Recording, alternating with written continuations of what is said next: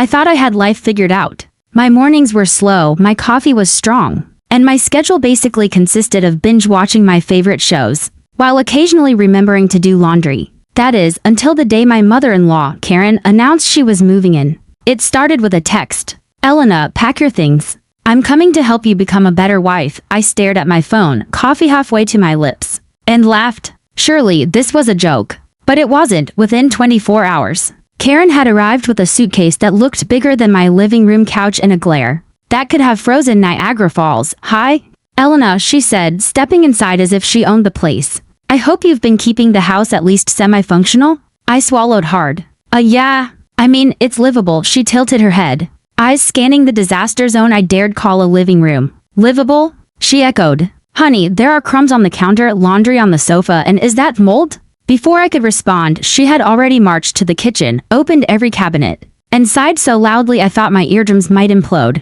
"I just don't understand how you let things get this unacceptable," she muttered, as if I had personally offended her with my laziness. I wanted to disappear. I wanted to crawl under the couch and vanish. But instead, I stood there holding my coffee like a lifeline. "Well, you know, life gets busy." Karen's head snapped up. "Life gets busy? Elena, when I married your husband over 20 years ago, I never let life get busy. I had a system, a method, and I'm here to fix you before it's too late." I almost dropped my coffee. Fix me? I was 32, married, perfectly fine. And now somehow a project in Karen's self-improvement boot camp. Over the next hour, she did something I didn't think was humanly possible. She inspected my pantry, rearranged my spice rack, judged the state of my fridge, and lectured me on meal planning, all while critiquing my pajama choice. By the time she sat down, notebook in hand, I was sweating, exhausted, and fully aware that my life as I knew it was officially over. Then she smiled. That smile. The one that made you feel like you were standing on a precipice,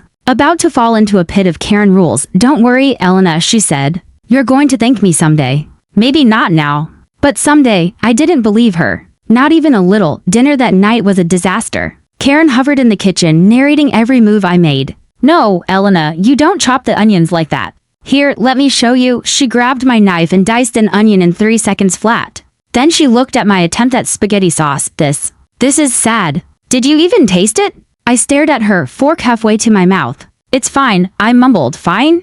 She repeated in that tone that meant I was about to cry or apologize, or both. "Elena, fine is not a word I use when describing meals." By the end of dinner, my husband, Jake, was sitting between us like a referee at a boxing match. "Mom, maybe give her a minute to adjust?" "Adjust?" Karen scoffed. "Adjusting means nothing, Jake. She needs a revolution. And I'm here to lead it." I went to bed that night wondering how life had betrayed me. My apartment, once my sanctuary of lazy comfort, had turned into a war zone.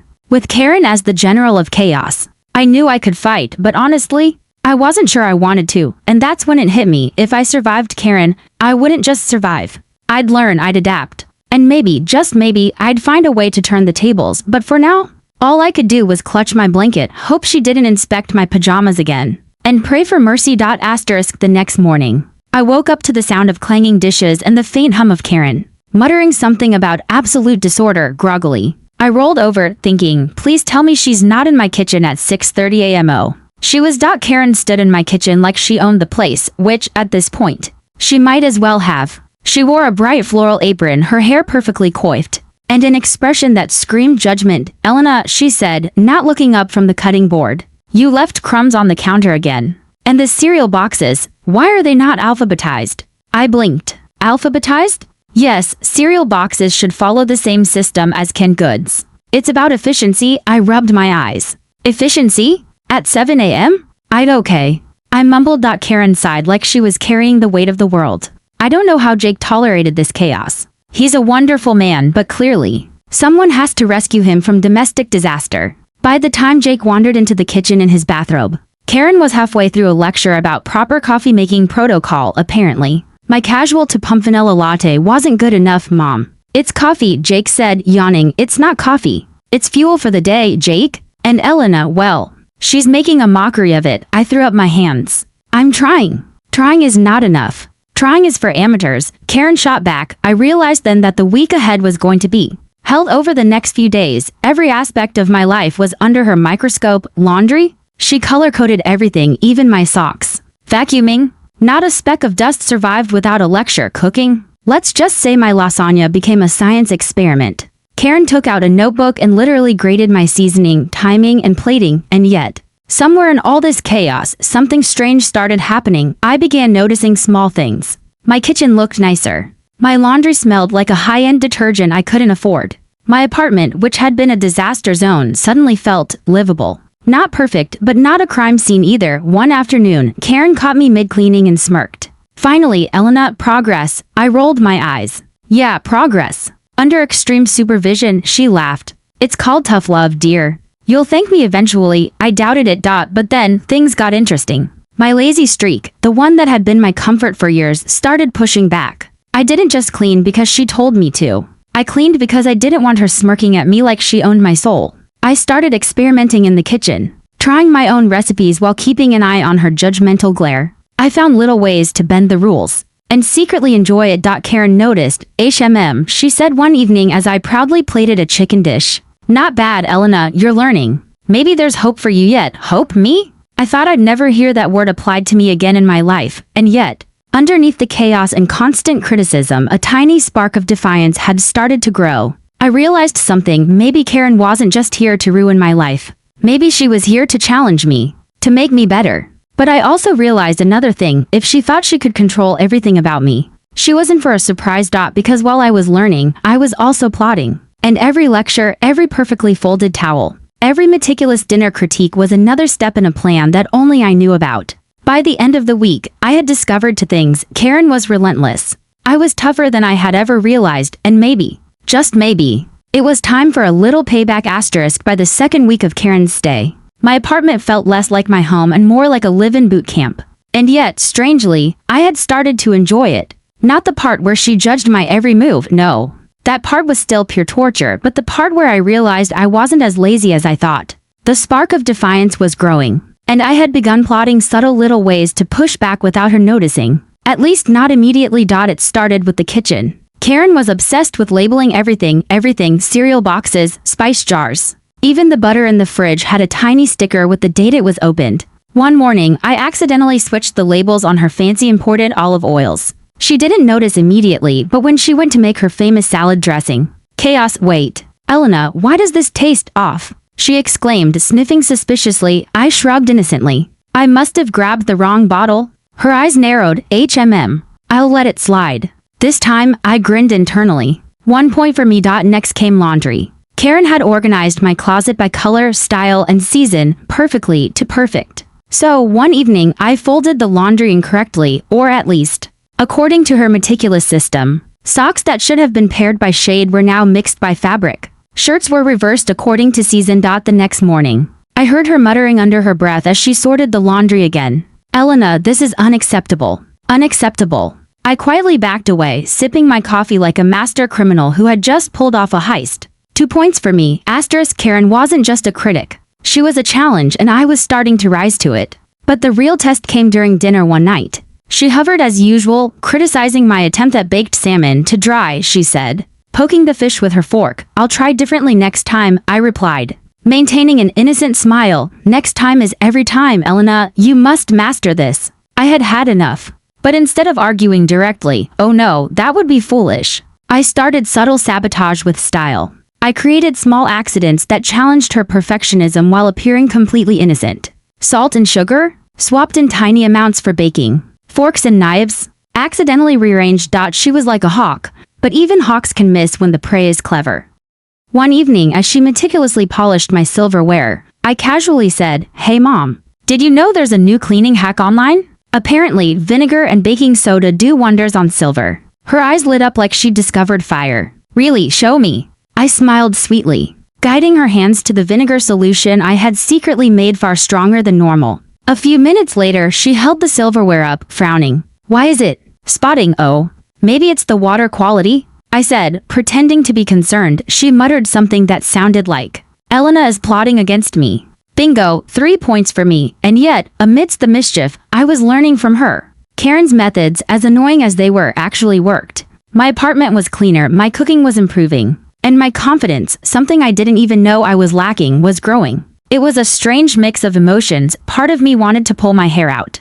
Part of me was fascinated by her relentless energy and part of me was enjoying the game. Then came the ultimate test, the dinner party. Karen had announced she was inviting her friends over to show Elena how a proper hostess entertains. My heart sank. I knew she meant business. There would be critiques, comparisons, and probably unsolicited lectures on table setting, conversation, and wine pairing. I decided to embrace it strategically. If she wanted perfection, I'd give her perfection. But on my terms. I spent the next day experimenting with recipes, arranging flowers, and even pretending to be stressed about the table setting. Karen inspected everything, offering tips, corrections, and commentary. But I subtly twisted each suggestion to my advantage. A little extra seasoning here, a rearranged napkin there. All in ways that would frustrate her but secretly work for me. When the guests arrived, Karen strutted around like a general showing off her army. But something amazing happened. They loved the meal. Every dish was delicious. Every table detail was perfect.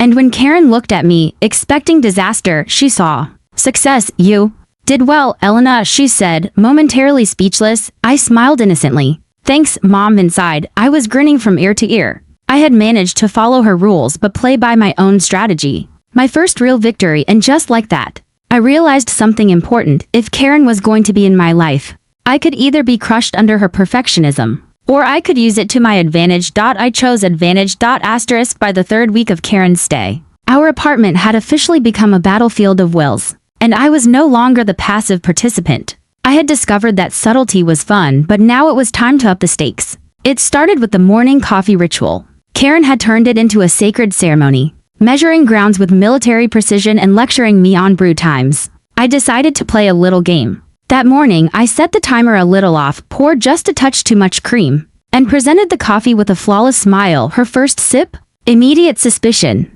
Elena, what did you do? Nothing, Mom, I said sweetly. Just following your method. Her eyes narrowed. HMM's interesting. Very interesting. I suppressed a laugh. Point, Elena, please. Next came her obsession with cleanliness. Karen had a tendency to obsess over dust particles smaller than a grain of rice. One evening, I noticed she had been polishing this same countertop for the third time in 20 minutes. Mom, I asked innocently, do you think maybe it's too clean? Too clean? Nonsense, Elena. A proper home is spotless. This is unacceptable. So I smirked. That night, I strategically forgot to clean a few non-essential spots. A tiny smudge on the fridge, a speck on the floor near the living room lamp. Just enough to drive her insane without looking obvious. By the time she noticed, she was muttering about chaos everywhere and how does anyone survive like this? I sat back, sipping my tea, feeling like a general in my own secret rebellion. 2 points for me, but the real challenge and the most satisfying was the food. Karen prided herself on being a culinary perfectionist. She criticized everything from seasoning to plating. One night, I decided it was time for full revenge. I had spent the day secretly crafting a dessert that looked perfect, but had a few surprises baked in, harmless ones, but enough to shock her. The cake was moist, perfectly frosted, but inside, I had hidden tiny, edible bursts of cinnamon and chili powder. Subtle, tasty, sneaky. Dinner was tense. Karen hovered, eyes sharp as knives, as she inspected every dish. When dessert came out, she cut a piece and took a bite, and her reaction was priceless. Her eyes widened. Elena, what? What is this? Just a little twist, Mom, I said sweetly, trying to contain my laughter. Surprise flavors. She blinked. Surprise flavors? This is unacceptable. Her friends, of course, were laughing quietly behind her hand, trying not to disrupt the chaos. I couldn't help but grin. I had officially shaken the unshakable Karen, and yet, in the middle of all the mischief, I realized something strange. Karen wasn't just a villain. She was also a teacher. Every scolding, every critique, every tiny chaos she created forced me to step up, to think faster, cook better, clean smarter, and even start asserting myself in ways I never had before. But that didn't mean I was done with revenge. Next came her obsession with controlling my wardrobe. Karen had taken it upon herself to critique every outfit I wore, pajamas, casual, even workout clothes. One afternoon, she picked apart my sweater, claiming it was too loose and unflattering. So, I did what any clever, slightly mischievous daughter-in-law would do. I started creating wardrobe accidents, intentionally mixing patterns, wearing slightly quirky accessories, subtly changing shoes, all while smiling sweetly when she gasped.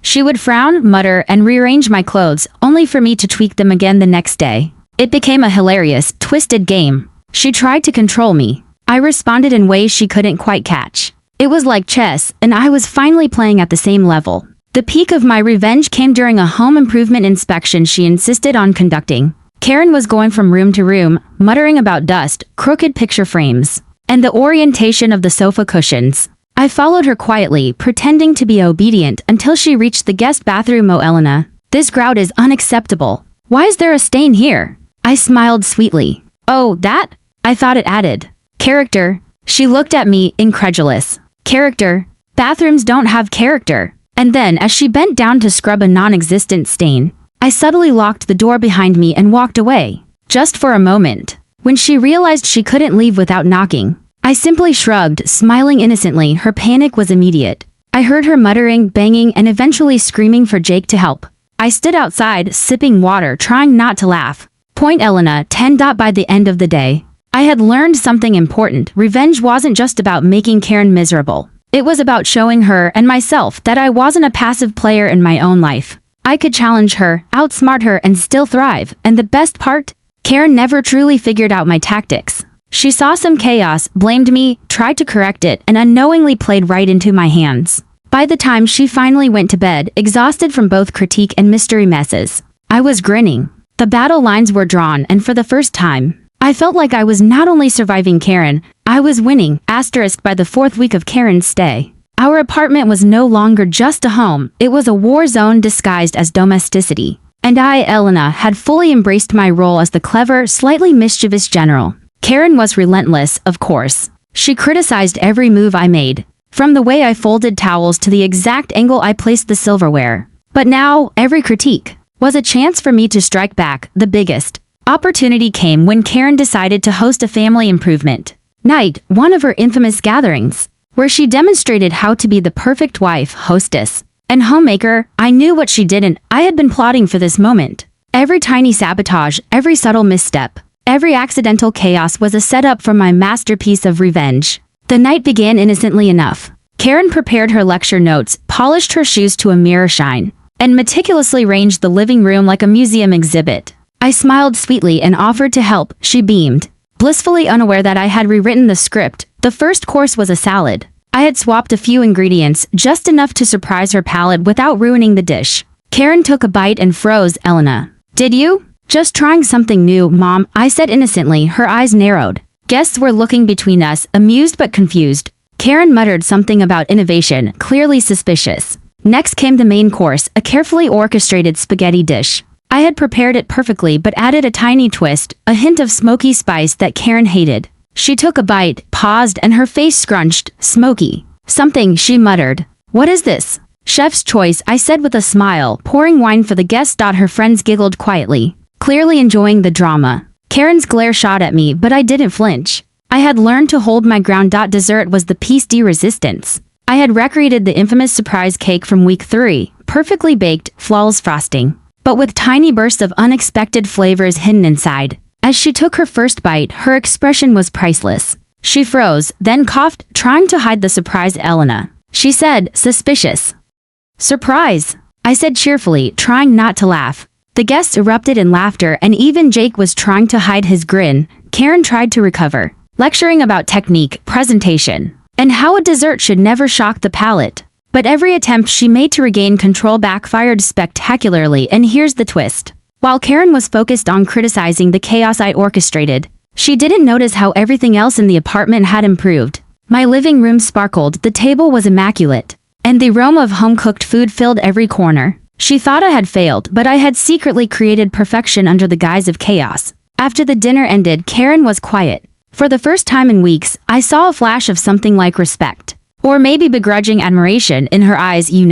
"Elena," she said slowly, "I didn't think you had it in you." I smiled sweetly. "Thanks, Mom." Inside, I was celebrating silently. Victory felt amazing. I had endured her criticism, survived her chaos, and outsmarted her at every turn. But the night wasn't over. The true victory came later, after the guests had gone. Jake and I were alone with Karen, who was still muttering about unacceptable surprises and utter defiance. I turned to her and said softly, "Mom, I think I understand now why you came. You wanted to teach me discipline, self-worth, maybe even a little toughness." She blinked. "Toughness?" "Yes," I said, smiling. "And I learned it. But also," I leaned in slightly, mischievous glint in my eye, "I learned how to play the game better than the master." Her jaw dropped slightly. Realizing she had finally met her match for the first time, I saw Karen not just as a critic, not just as a tormentor, but as a partner in chaos. A challenge that had pushed me to my limits and forced me to discover my own strength, wit, and cunning. By the end of the night,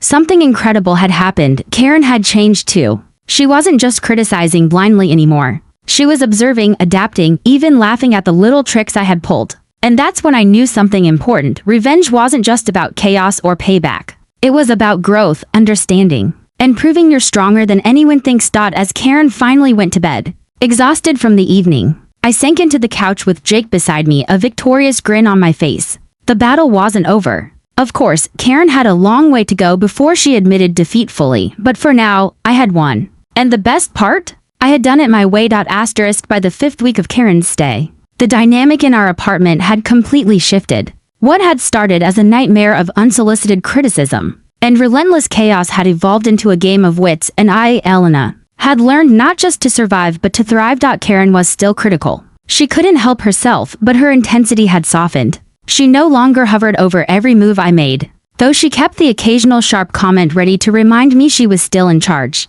Or at least, that's what she thought. I had discovered the true power of subtle revenge. It wasn't about breaking Karen, it was about finding my own strength, my voice, and my cleverness while still respecting her wisdom. The morning started like any other. I poured coffee exactly how Karen liked it, prepared breakfast with a precision that would have made her proud, but slipped in a small twist that only I knew about. A pinch of spice here, a slight adjustment there. The little victories kept me smiling. Breakfast is acceptable today, she muttered, scanning the table suspiciously. I simply smiled innocently, enjoying my quiet triumph. That day, I decided to take the final step in my plan. Full acknowledgement of the lessons I had learned from Karen, coupled with a final playful revenge twist. I invited her to help me plan a small family brunch. I knew she would want control over every detail, so I let her. She took over with gusto, lecturing about table settings, food choices, and even playlist selection. But this time, I had prepared for her. I had arranged every dish so that her suggestions would work perfectly, while secretly making tiny adjustments she couldn't notice. Every lecture she gave, every hand she raised to correct me, ended up enhancing the result. Much to her bewilderment, when our small family arrived, they were greeted with a table that looked like it belonged in a magazine, food that tasted amazing, and an atmosphere that was warm, chaotic, but somehow perfect. Karen's jaw dropped. She looked at me, then at the table, then back at me. Elena, I don't understand. How did you? I laughed softly. I just followed your advice, sort of, and maybe added a little twist of my own. Her expression softened into something I hadn't seen in weeks, pride. Well, I'll be. You've really grown, Elena. Inside, I felt a rush of satisfaction. I had not only survived the chaos, but I had turned it into my own victory. I had learned discipline, self-worth, and resilience, all while having a little fun at Karen's expense. The playful revenge I had orchestrated, from mislabeled spices to surprise dessert twists, had done more than frustrate her. It had shown me I was capable of more than I ever thought. I was no longer the passive, lazy wife she had criticized. I was clever, confident, and fully capable of handling life. And Karen, later that evening, Jake and I were relaxing on the couch. Karen sat nearby, knitting, occasionally offering commentary that was now more humorous than critical. I glanced at her, smirked, and whispered to Jake, I think I've officially won. Jake laughed. You definitely have. She doesn't even know it yet. I smiled. She will. And that's the best part. Karen looked up, eyes twinkling, and said, Elena, you've truly surprised me. I guess I needed to see how tough you could be. Consider me. Impressed, I felt a warm glow of victory. Not just because I had survived, but because I had emerged stronger, wiser, and smarter. That night, as Karen went to bed, I realized that my chaotic journey with my mother-in-law had done something incredible. It had turned me into a woman who could handle anything life threw her way and do it with humor, grace, and a little mischievous revenge when necessary. Life returned to a new kind of normal, still lively, still occasionally chaotic, but on my terms. Karen was still there, of course, still offering critiques now and then. But now we had a mutual respect, a playful tension that kept both of us on our toes. And me? I had finally learned the ultimate lesson. Sometimes tough love and a little chaos are exactly what you need to find your strength, and a little revenge just makes it fun. I leaned back on the couch, sipping my wine, smiling at the controlled chaos that was my life. Karen's subtle glare from across the room only made me grin wider. Victory tastes sweeter than any dessert she's ever critiqued. And with that, I realized I hadn't just survived my mother-in-law. I had conquered her, the chaos, and my self-asterisk.